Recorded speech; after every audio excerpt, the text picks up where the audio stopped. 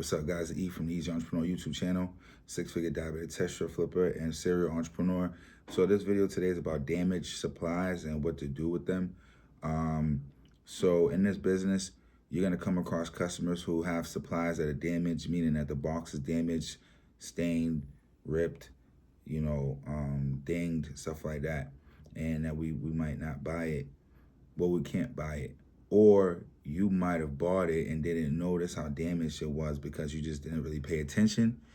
And you might get home, and then when you want to invoice your buyer and you're packing everything up and you're like, oh, this box is damaged. How did I miss this?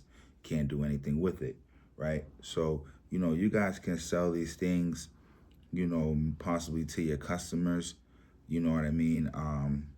That might have a box that they're holding on to because they still use it. Because you come across customers that will get 3 or 4 supplies prescribed to them, and they're only going to sell you 2 because they're going to use the other 2.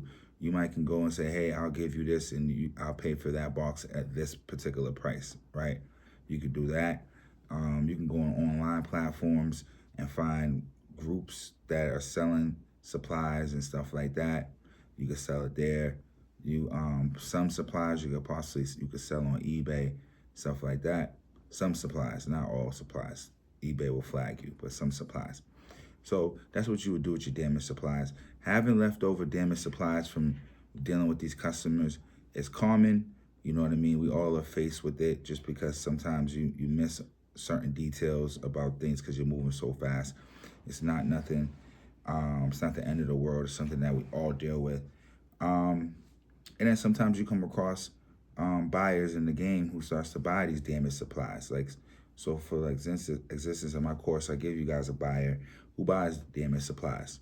You know what I'm saying? So, but you're gonna deal with damaged supplies in this business, and sometimes you'll miss what's going on. Also, too, now sometimes the customers will give you damaged supplies, knowing that they know what you take.